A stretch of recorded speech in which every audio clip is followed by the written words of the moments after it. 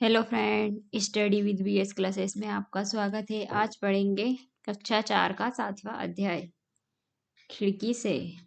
खिड़की से तो 17 वहीं की बात है। अब सुबह हो गई। मैं कल रात बहुत जल्दी सो गई थी। बाहर इतना अंधेरा था कि कुछ भी दिखाई नहीं दे रहा था। आज सुबह जब ट्रेन रुकी तो मेरी आंख खुली। बाहर प्लेटफॉर्म पर लगे बोर्ड पर लिखा था मंडगांव। अप्पा ने बताया कि अब हम गोवा राज्य में हैं। कहाँ, कौन से राज्य में हैं? गोवा राज्य में हैं। तो जो हमने ओमावा की कहानी पढ़ी थी उसी का ही सेकंड पार्ट, अलग पार्ट है जो बता रहे हैं। ठीक है। तो वो ट्रेन में सफर कर रही थी। तो हमने स्टेशन पर उतरकर चाय पी और अपनी पानी की बोतलें भी भर ली। ट्रेन फिर चल पड़ी। बाहर का नज़ारा देखने लायक है। चारों तरफ हरियाली है। मैदानों की लाल मिट्टी में उगे छोटे छोटे पौधे और पेड़ों से ढकी पहाड़ियाँ बहुत ही सुंदर लग रही हैं। क्या कह रही है वो? यहाँ का सुबह का नज़ारा बहुत ही सुंदर नज़र आ रहा है। वहाँ पे हरियाली है, छोटे छोटे पौधे लग रहे हैं। कभी कभी छोटे छोटे कभी कभी छोटे छोटे तालाब दिखाई पड़ते हैं। बहुत दूर पहाड़ियों के बीच पानी दिखाई दे रहा है। मुझे पता नहीं कि वह नदी है या समुद्र। हवा ठंडी है। अहमदाबाद की गर्म नहीं है। अहमदाबाद में क्या है? गर्म। तो सुबह सुबह तो ठंडी हवा चलती है। ठीक है। ट्रेन अभी अभी एक रेलवे फाटक से गुजरी है। तो यहाँ से देखो कितनी गाड़ियाँ खड़ी हुई है। तो वो बता रही है एक रेलवे फाटक से अभी अभी गुजरी है। दोनों तरफ फाटक के पार बसों, कारों, ट्रकों, साइकिल, स्कूटर, रिक्शा, बैलगाड़ी, तांगे में बैठे लोग ट्रेन से गुजरने का इंतजार करते दिखाई दिए। ये सब लोग ट्रेन से गुजरने का इंतजार कर रहे हैं कि ट्रेन निकली और फिर ये इनके दरवाजे खुल जाएंगे तो ये भी इनको जहाँ जाना है वो जा सकते हैं। कुछ लोग तो अपनी गाड़ियों के इंजन बंद भी नहीं करते। रेलवे फाटक पर कितना धुआं और कितना ज़्यादा शोर था। कुछ लोग तो अपने गाड़ियों के इंजन भी बंद नहीं करते और रेलवे स्टेशन पे इतना धुआं है कि बहुत ज़्यादा शोर भी है।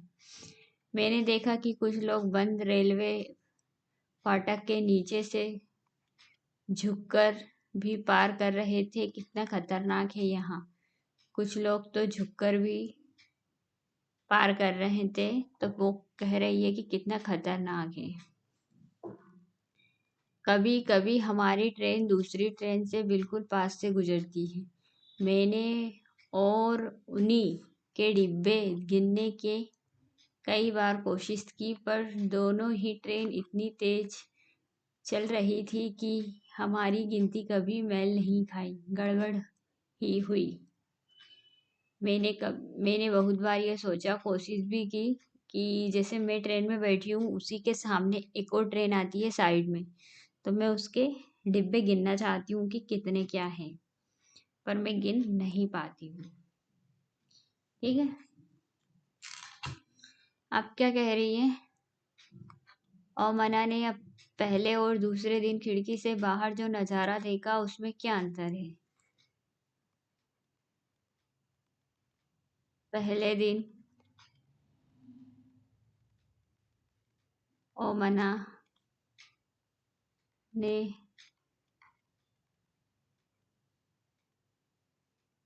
खिड़की से सूखे तथा भूरे खेत देखे, परंतु दूसरे दिन ओमना ने खिड़की से हरे भरे लाल मिट्टी वाले खेत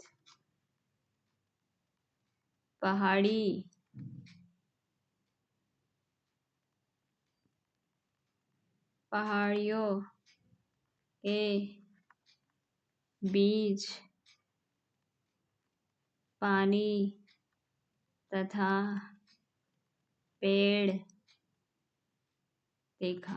ठीक है, दूसरे दिन मॉर्निंग में उसने ये सब चीजें देखी। ओबामा ने रेलवे फाटक के दोनों तरफ कौन कौन से वाहन देखे जो पेट्रोल और या डीजल से चलते हैं। तो हमारा ने फाटक पर बस देखी, बस, ट्रक, स्कूटर, कार इत्यादि देखा जो डीजल या पेट्रोल से चलते हैं। ठीक है, इन वाहनों से शोर और धुआं क्यों हो रहा है?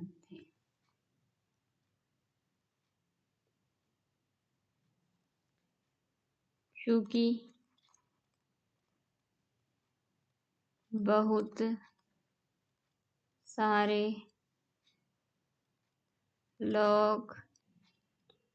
लोगों ने अपने वाहनों को रेलवे फाटक पर इंतजार करते समय इंजन बंद नहीं किया, इसलिए रेलवे स्टेशन पे बहुत धुआं है। अब क्या बता रहा है, वाहनों के शोर तथा पेट्रोल डीजल की बचत के लिए हमें क्या कर सकते हैं।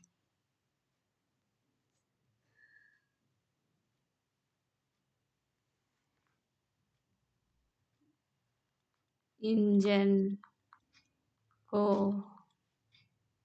बंद कर देना चाहिए जब हम रुके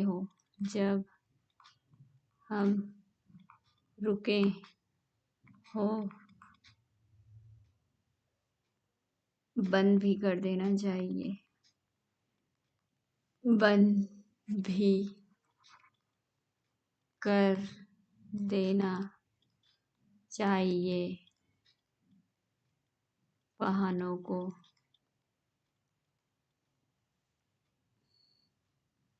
इससे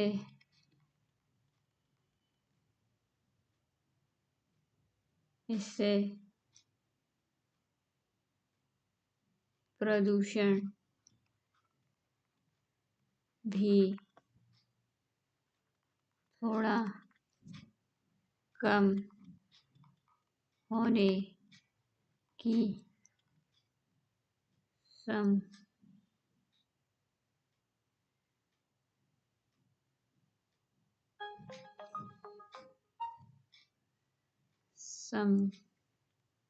संभावना हो गई।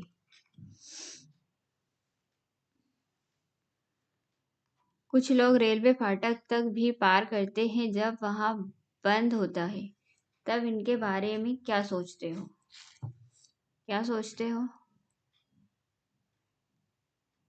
17 मई को।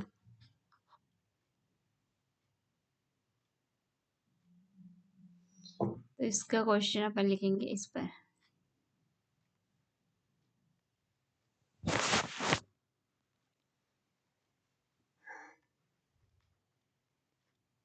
जब जब रेलवे फाटक बंद हो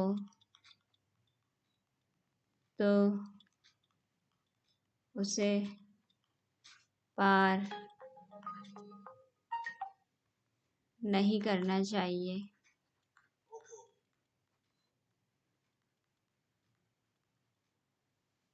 बल्कि रुककर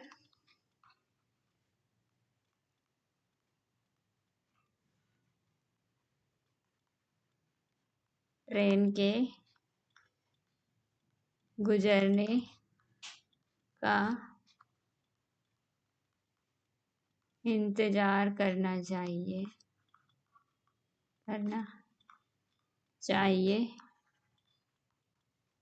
बंद रेलवे फाटक को पार करना काफी खतरनाक हो सकता है। ओके, तो 17 मई की बात है। मैं खिड़की के पास आंखें बंद किए बैठी थी कि अचानक ट्रेन के चलने की आवाज बदल गई। खड़ खड़ खड़ खड़ खड़।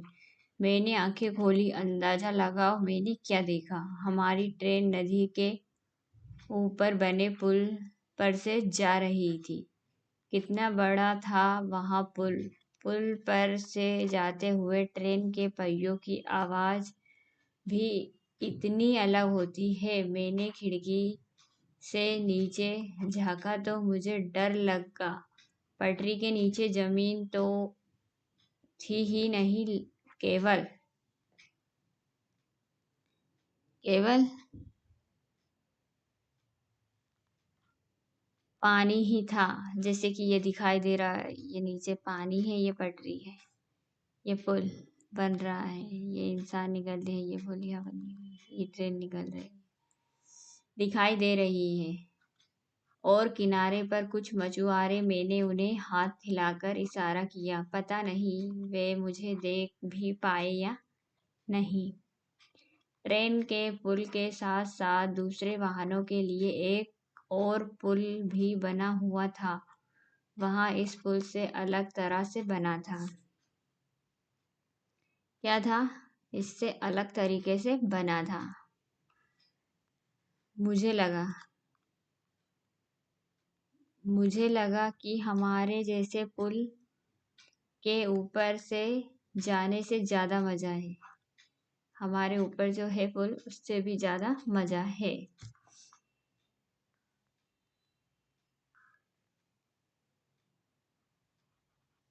ठीक है,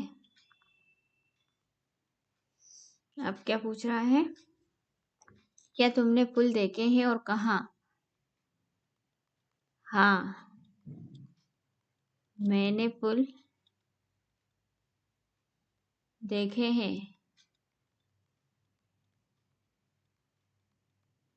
इलाहाबाद में गंगा पर बना पुल।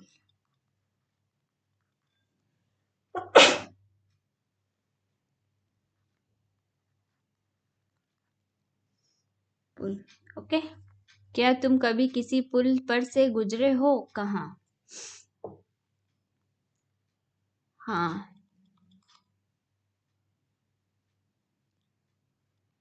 एक बार दिल्ली जाते समय इलाहाबाद में गंगा पर बने पुल से गुजरा हूँ। समय इलाहाबाद में गंगा पर बने पुल से भी गुजरा हूँ। पुल किस पर बना है?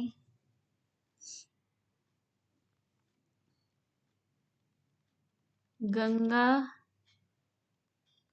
नदी पर बना है। ठीक है, तुम्हें पुल के नीचे क्या दिखाई दिया था? पानी में कुछ नाव। पानी में कुछ नाव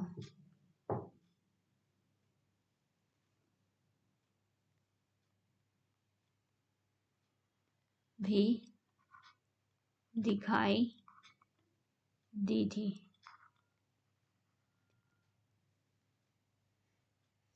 पता करो पुल क्यों बनाए जाते हैं।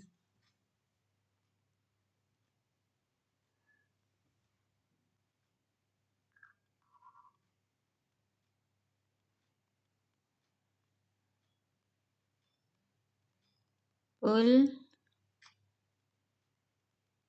नदी तथा घाटी को पार करने के लिए बनाए जाते हैं। ठीक है,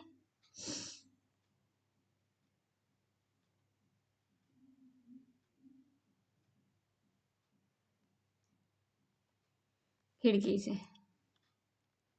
पिछले कुछ घंटे बहुत ही मज़ेदार रहे। नाश्ता करने के बाद मैं ऊपर अपने बर्च पर लेटकर कॉमिक पढ़ने लगी।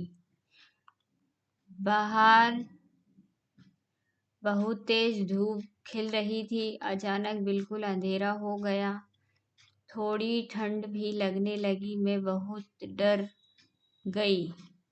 कुछ देर बाद ट्रेन के अंदर की बत्तियां जल उठी, पर बाहर बिल्कुल घुप अंधेरा था।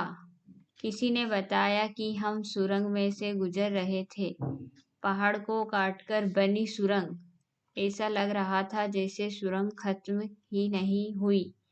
जैसे अचानक अंधेरा हुआ था, वैसे ही पहले की तरह भरपूर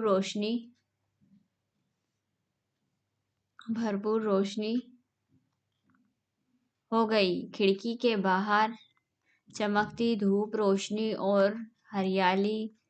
ट्रेन सुरंग से बाहर निकल चुकी थी। अप्पा ने बताया कि हम पहाड़ से दूसरी तरफ पहुंच गए हैं।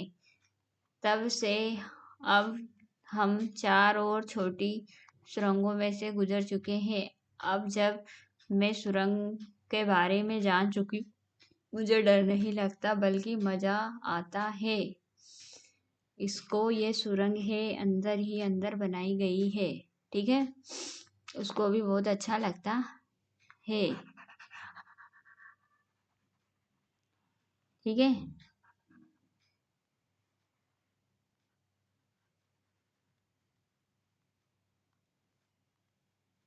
अब क्या है, क्या तुम कभी किसी सुरंग से गुजरे हो? तुम्हें कैसा लगा? हाँ, यात्रा के क्रम में मैं सुरंग से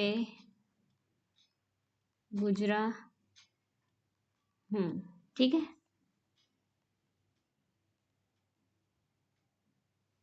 गोवा से केरल तक। कहाँ से? गोवा से केरल तक के रेल के रास्ते 92 सुरंगें और 2000 पुल है। तुम क्या सोचते हो, कितनी सुरंगें और पुलों को होने के कारण क्या हो क्या कारण हो सकता है? गोवा के रास्ते ट्रेन को समुद्र के किनारे तथा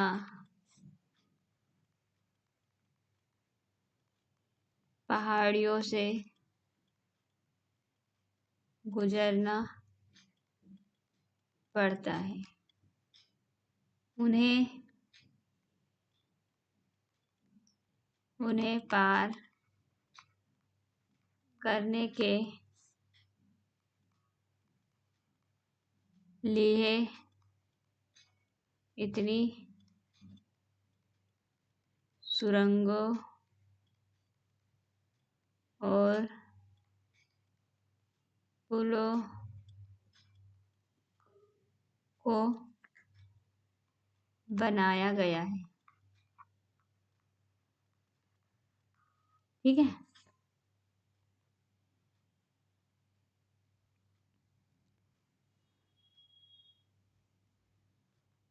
ओमाना ने पुल के नीचे जो नजारा देखा उसे पढ़कर उसका चित्र कॉपी से बनाओ। जो आपने वो देखा ना, क्या देखा उसने? पानी देखा, और पानी में नावें देखी, पानी में नाव देखी, और मछुआरे देखे,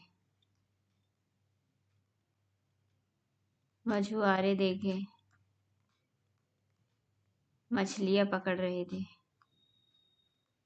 मछलियां पकड़ रहे थे। ठीक है। कल्पना करो, अगर सुरंगें और पुल ना होते तो ओमाना की ट्रेन पहाड़ और नदियों कैसे पार करती?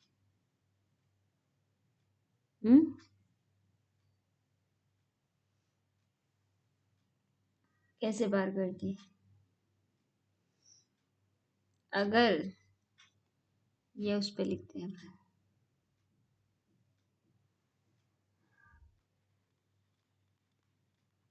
अगर सुरंग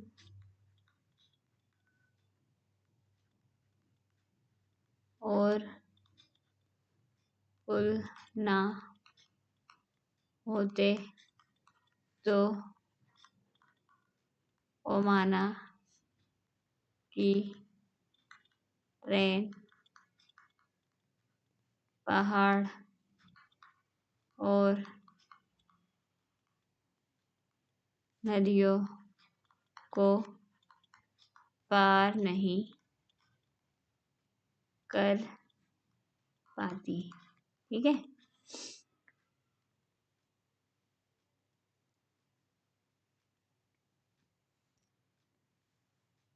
अब दोपहर हो गई है। हमने उदीपी स्टेशन, कौन सी स्टेशन? उदीपी स्टेशन से जो गर्मा गर्म इडली बड़ा खरीदा था उसे खाया। वहां से हमने केले भी खरीद लिए थे। वे थे तो बहुत छोटे छोटे, पर थे बहुत स्वादिष्ट।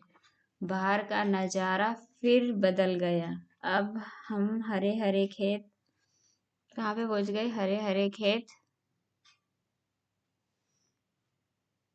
और बहुत सारे नारियल के पेड़ दिख रहे थे। अम्मा ने बताया कि यहाँ चावल की खेती होती है।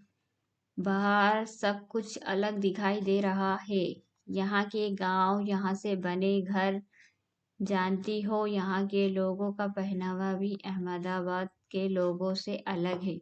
ज्यादातर लोग सफेद या क्रीम रंग की सूती धोती और साड़ियाँ पहने हैं। अहमदाबाद से हमारे साथ चल। बहुत से लोग बीच के स्टेशनों पर उतर गए, कुछ और लोग चढ़े भी। शाम 6 बजे तक कोझिकोड पहुंचेंगे। सुनील का परिवार वहां उतर जाएगा। हमने एक दूसरे का पता ले लिया और अहमदाबाद में मिलने की योजना भी बनाई। तुम्हें भी सुनील और एन से मिलकर अच्छा लगेगा। ठीक है।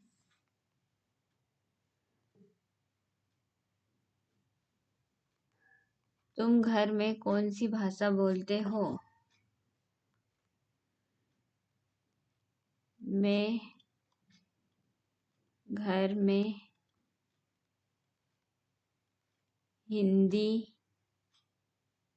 व मालवी दोनों भाषा बोलती हूँ। भाषा, दोनों भाषा बोलती हूँ। ठीक है। गुजरात से केरल पहुंचने तक ट्रेन हमारे देश के किन किन राज्यों से गुजरती पता करो और रुचि अपने कॉपी में। तो कहाँ से गुजरात से केरल पहुंचने तक ट्रेन हमारे देश से गुजरने से शुरू होकर महाराष्ट्र महाराष्ट्र तमिलनाडु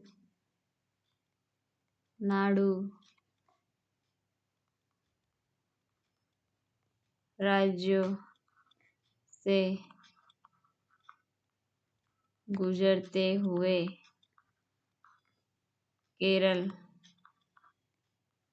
राज्य पहुंची।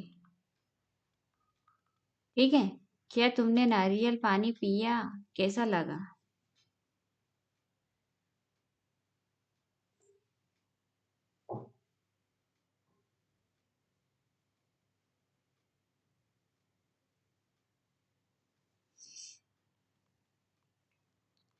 हाँ, अच्छा लगा।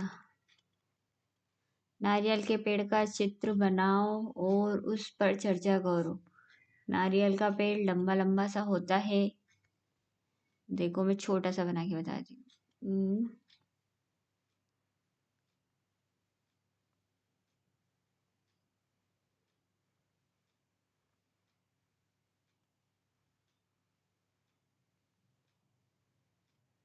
फिर उनमें नारियल लगे रहते हैं।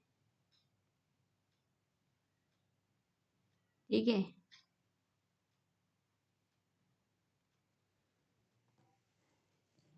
इस तरीके से। और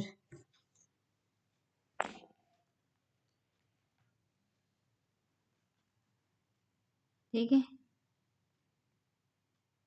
पता करो कि ये भाषाएं किन जगह में बोली जाती है।